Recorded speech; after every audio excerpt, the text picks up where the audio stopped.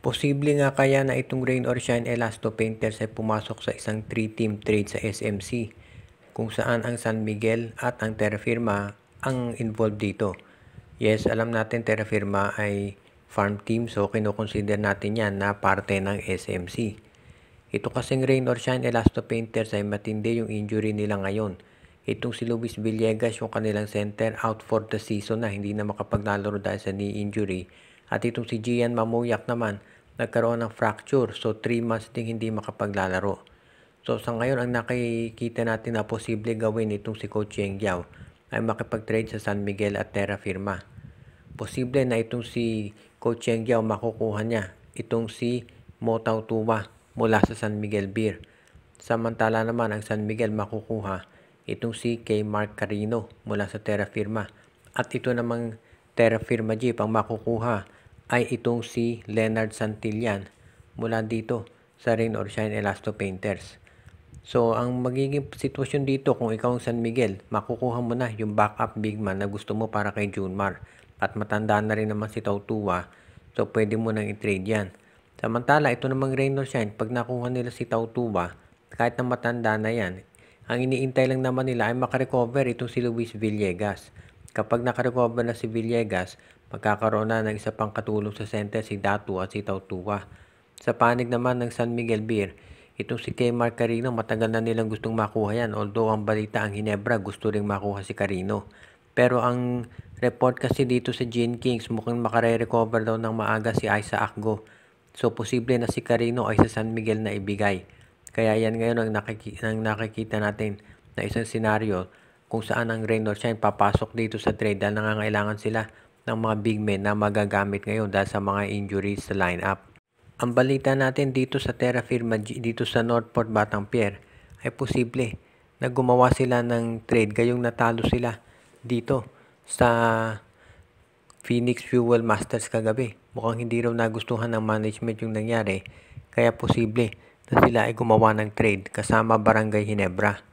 Hindi pa maliwanag kung sino yung pwedeng kunin dito ng Ginebra, pero mukhang ang Gene Kings ngayon, alam natin center ang hinahanap niyan. So baka kung hindi ito si JM Calma, si Cade Flores ang makuha dito sa Northport Batangpier.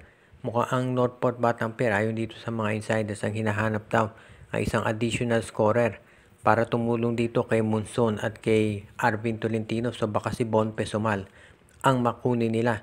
In other words, babalik na si Bon Pesumal dito sa Northport Batangpier. Kung inyong magugunita, itong si Pesumal, nagsimula ang karera niya sa PBA dito sa Global Port. Pero ngayon, mukhang pabalik na siya dyan at sa tingin ko makatutulong ito si Pesumal. Sa panig naman ng Ginebra, kung makuha nila ito si Cade Flores, okay na okay yan. Dahil si Flores pwede yung maglaro na center, pwede rin yung maglaro ng power forward. So pwede na ipagpalit-palit ni Coach Timco nito si Aguilar, si Rosario, si Malonzo at si Flores bilang power forward o center. Depende sa magiging takbo ng isang laro.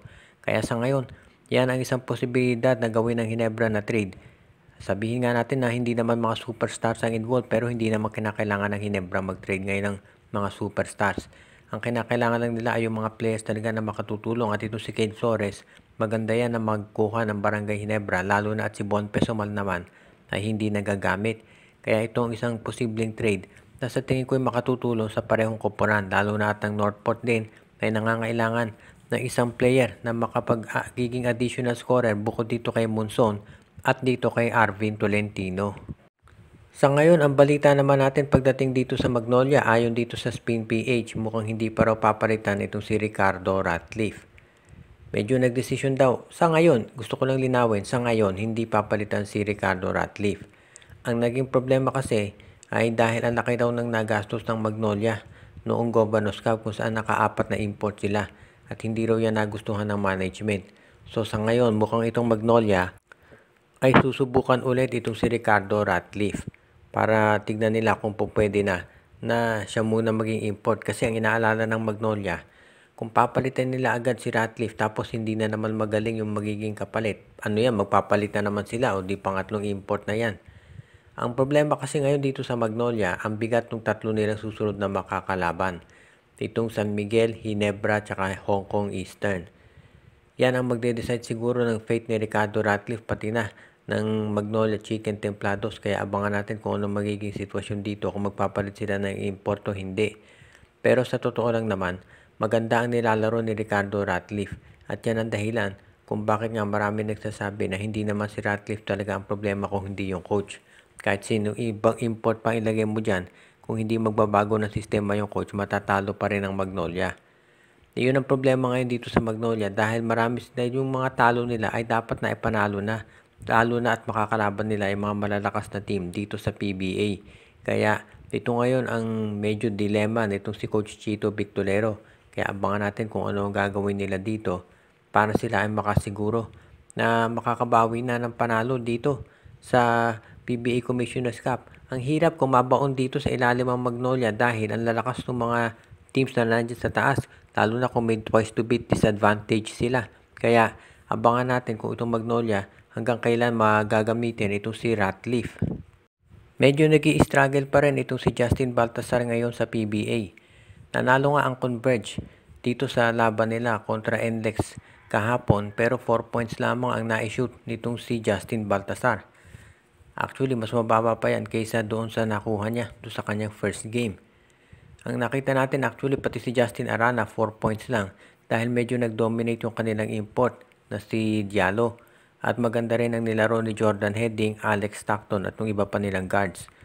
Ang nakita natin dito sa Converge ngayon, no, base do sa nilalaro nila, of course maaga pa, ilang games pa lang si Baltasar. Pero parang nagiging mas oriented sila dito sa mga guards nila habang yung kanila namang import ang nagmamando dito sa center. So parang medyo nabawasan yung oportunidad na maka-score itong si Justin Baltasar pati na rin itong si Justin Arana. Isa pa nating nakita yung forward, yung stretch 4 nitong si Coach Franco Atienza, itong si Brian Santos, ang laki ng binagsak ng playing time dahil nga dumating si Justin Baltasar. Iyan yung sinasabi natin na kapag sobrang dami naman ng big men katulad dito sa Converge, nagkakaproblema naman sila na bigyan ng playing time ang lahat. Kaya iyan ngayon ang abangan natin kung paano ang adjustment pa gagawin dito si Justin Baltasar.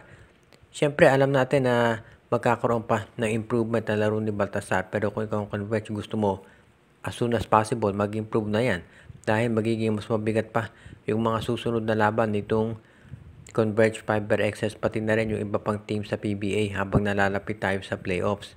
Kaya yan ang aabangan natin ngayon dito sa Converge. Siyempre lahat ng mata nakamasid dito kay Justin Baltasar at kung ano kanyang magiging mga laro sa mga darating na araw. Pero mukhang so far okay naman daw itong si Baltasar at confident ang Converge na gaganda pa ang performance nito sa mga susunod na game.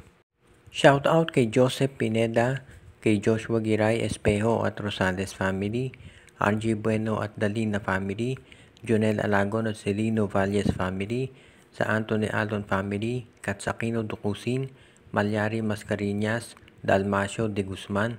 Binabati din natin si Ireneo Salangsang, Edwin Carmona Jr., si Enju, Dexter Domer, si Michael D., si Alicia Garcia, pati na rin ang iba pa nating mga taga-subaybay.